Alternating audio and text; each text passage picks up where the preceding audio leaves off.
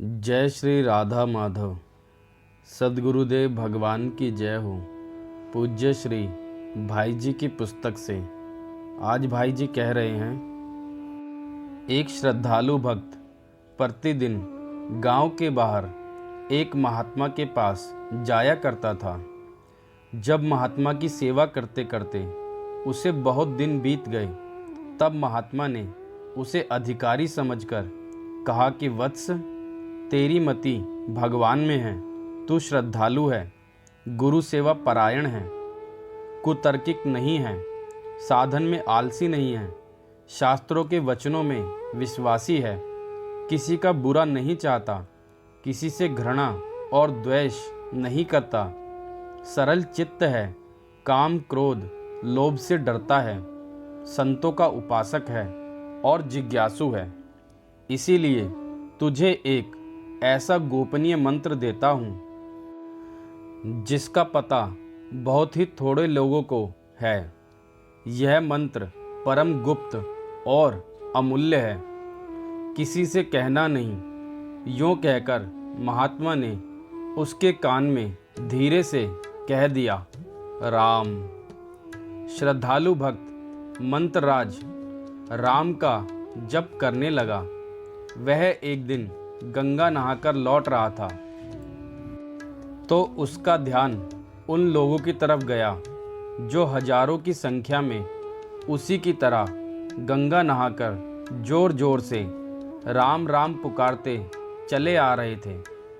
सुनता तो रोज ही था, परंतु कभी इस ओर उसका ध्यान नहीं गया था। आज ध्यान जाते ही उसके मन में यह विचार आया कि महात्मा तो राम मंत्र को बड़ा गुप्त बताते थे।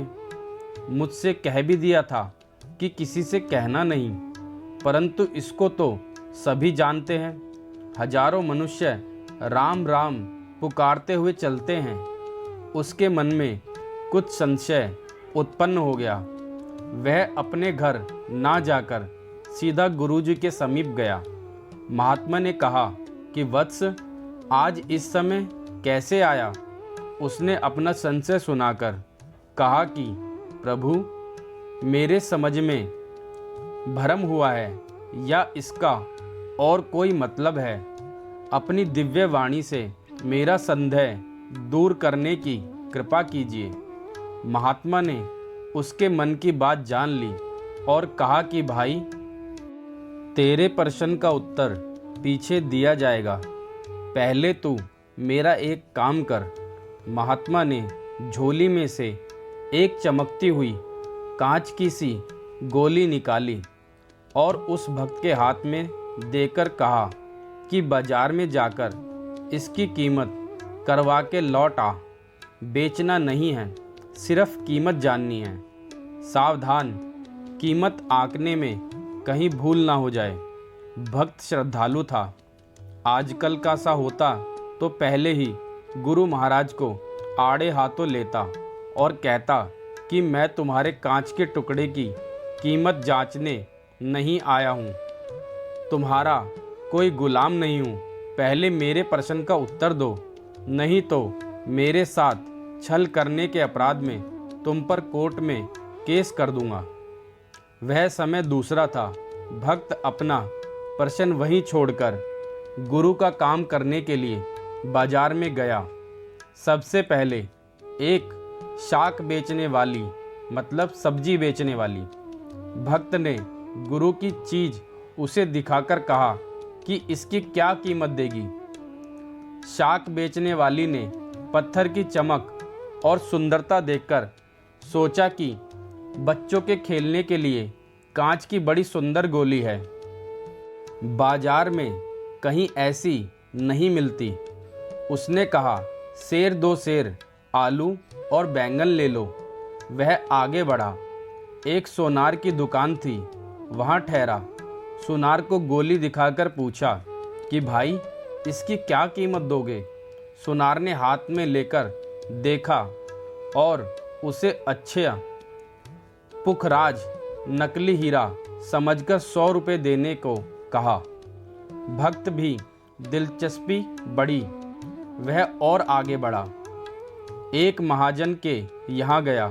महाजन ने गोली देखकर मन में विचार किया कि इतना बड़ा और अच्छा हीरा तो जगत में कहाँ से होगा। तो पुखराज ही परंतु हीरा सा लगता है। बड़े घर में नकली भी असली ही समझा जाता है। उसने 1000 रुपये में मांगा। भक्त ने सोचा कि हो ना हो, है तो कोई बड़ी मूल्यवान वस्तु। वह और आगे बढ़ा और एक जौहरी की दुकान पर गया।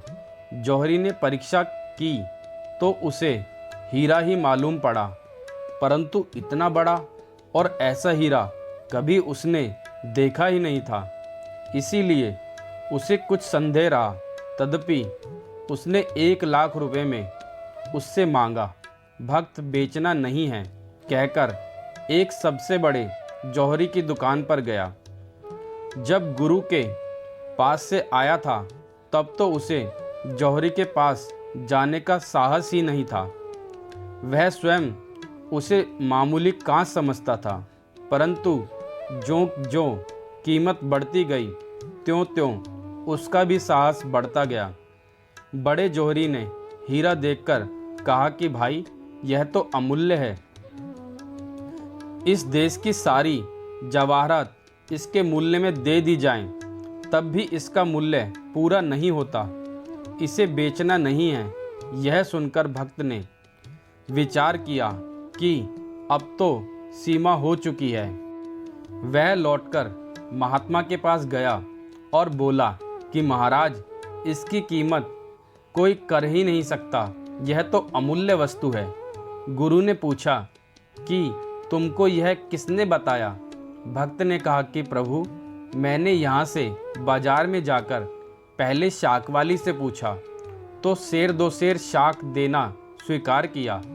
सुनार ने 100 रुपये कहे, महाजन ने 1000, जौहरी ने 1 लाख और अंत में सबसे बड़े जौहरी ने इसे अमूल्य बताते हुए यह कहा कि यदि देश की सारी जवाहरात इसके बदले में दे दी जाएं, तब भी इसका मूल्य पूरा नहीं होता। महात्मा ने उससे रतन लेकर अपनी झोली में रख लिया। भक्त ने कहा कि महाराज, अब मेरी शंका निवारण कीजिए। महात्मा ने कहा, भाई, मैं तो तुझे शंका निवारण के लिए ही दृष्टांत सहित उपदेश दे चुका। तूने अभी नहीं समझा, इसीलिए फिर समझाता हूँ। इस रतन की कीमत कराने में ही तेरी शंका दूर होनी चाहिए थी। रतन अमूल्य था, परंतु उसकी असली पहचान केवल सबसे बड़े जौहरी को ही हुई, दूसरे नहीं पहचान सके।